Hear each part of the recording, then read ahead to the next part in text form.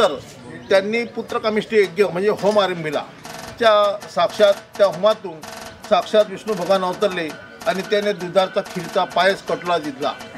वशिष्ठाकरवी दिला। वशिष्ठाने दशरथाला देताना नीतीच्या खेळाप्रमाणे त्या भक्ष्यावरती घारनं झडप मारली, म्हणून अर्धा भक्ष्य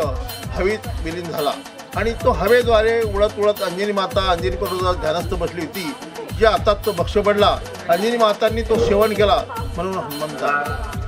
तर आला अर्धा भक्ष्य तो हवेत उडू नये, साडू नये, पडू नये म्हणून त्यांनी त्याचे 2 लड्डू केले दशरथाने, एक सुमित्रा माते दिला, एक कौशल्या आई दिला, म्हणून त्यांना आणि त्या कैकई राहून गेली म्हणून त्या रोगनाने तोडून त्यांना थोडा थोडा बक्षी दिला आणि त्याच्यामुळे भरत शत्रुघ्न जन्मास आले। मी असं म्हणतो की बा आपण सर्व प्रभू रामचंद्राचे अन्वयी आहोत, मानत आहोत, परंतु त्यांची खरं उत्पत्ती कुठून झाली तर ह्या स्थान पूर्वीच्या काळी द्वापार युगामध्ये हे दंडकारण्य म्हणून प्रसिद्ध होतं। खंडव्यापासून तर शहादा प्रकाशापर्यंत नाशिक पंचवटीपर्यंत दंडकारण्य होतं आणि तिकडे खंडव्यापासून खांडवन म्हणजे तुमचं दिल्ली उत्तर प्रदेशपर्यंत, मग एवढा मोठा ह्या काळात हे जे शृंग ऋषी होते यांचा एक त्यांचे वडील होते विभांडक ऋषी, त्या विभांडक ऋषीचा रेत पतन झालं म्हणजे स्वप्नदोषात आणि ते हरणीने चाटलं आणि त्याच्यामुळे शृंग ऋषी उदयास आले। मग म्हणून त्यांना शृंग ऋषीला शिंग फुटलं म्हणून त्यांना शृंग ऋषी म्हटलं गेलं। पूर्वीच्या काळी ते त्रेतायुगात हे शिंगत गाव जे आहे ते त्यांचं शृंगत नावाने प्रसिद्ध झालं,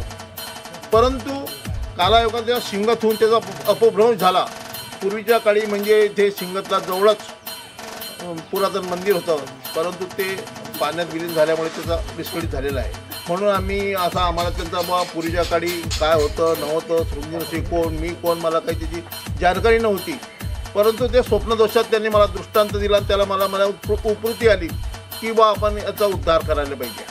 कारण ते मंदिर जे पुरातन आहे ते पाण्यात डुबी झालं आहे। म्हणून मी हा म्हणजे आयोजनाचा कार्यक्रम हाती घेतला आणि तुमच्या माझ्या माध्यमातून सर्वांच्या सहकार्याने अनमोल सहकार्याने आपल्या जी मोठी भव्य उभारणी करायची आहे। मी आपल्याला परत म्हणजे वेळ कमी आहे त्याच्यामुळे आपला वेळ न घेताना असं जाहीर आमंत्रित करतो की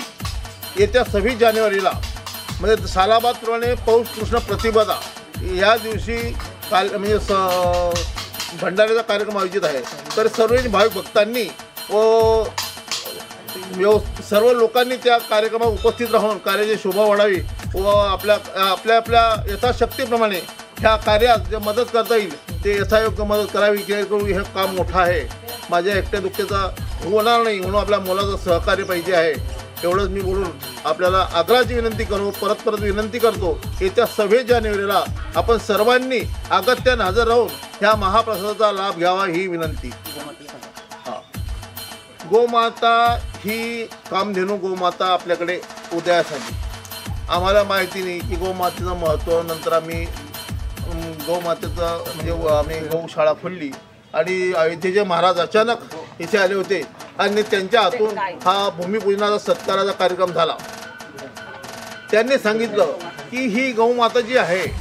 ती कपिला गाय आहे, तिला फक्त एकच अपत्य होईल, तेही समजा हुबेहूब पिंड समोरच्या नंदीला जन्म घेईल। त्याच्याप्रमाणे त्या दिवशी 20/1/2011 रोजी ह्या शिवलिंगासमोर असलेल्या पिंडाची निर्मिती झाली आणि तो नंदी महाराज आपल्या समोर आहे आणि म्हणून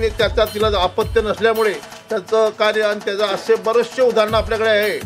म्हणजे सांगता येणार नाही, असे जवळजवळ 8000 लेखी उदाहरणं आहे की शृंग ऋषीच्या प्रसादाने इथे आलेल्या लोकांना संततीपासून जे वंचित आहे ते 8 ते 8.5 लोकांची संख्या आहे। म्हणून मी असं म्हणतो की बा खरोखरच ज्या माऊलीला मान शब्द लागला, जी समाजात अवहेलना होते किंवा जेणेकरून असं होते की बा हिला काही होत नाही मान नाही, तिच्याकडे पाहण्याचा दृष्टिकोन लोकांचा बदलून जातो, म्हणून जर त्यांना काय असं काही असलं तर त्यांनाही मी आग्रहाची विनंती करतो त्यांनी येऊन हे शृंग ऋषीचं स्तवन करून त्यांनी पुत्र संतांचा लाभ घ्यावा। पुनश्च आपले सर्वांचे आलेल्या मंडळीचे आभार मानतो आणि सर्वांनी पूजा झाल्यानंतर प्रसाद घ्यायचा आहे। येत्या 26 जानेवारीला आपल्याला विनंती करतो की आपण त्या दिवशी अगत्याने हजर राहून ह्या सुवर्ण संधीचा लाभ घ्यावा व या कार्यात उपकृत करावी ही विनंती. आम्ही ज्यांना विनंती केली होती, आमचे वार्ताहर बंधू, आम्ही सांगितलं की बा आमचा हा तुमच्या माध्यमातून लोकांपर्यंत हे कार्य गेलं पाहिजे, तर आम्ही किती हे केलं तर तुमच्याशिवाय या कार्याला महत्त्व येणार नाही. म्हणून आम्ही तुम्हाला विनंती केली आणि तुम्ही आमच्या विनंतीला आग्रह देऊन मुक्ताई वार्ताहर तसेच दिव्य मराठी बोलवाडीचे फोटोग्राफर सावकारे यांनी या कार्याची शोभा वाढवली आणि त्यांना मी पुनश्च विनंती करतो की त्यांनी 26 तारखेला जास्तीत जास्त त्यांचे बांधव घेऊन ह्या कार्याला अजून उत्कृष्ट प्रतिसाद द्यावा ही विनंती.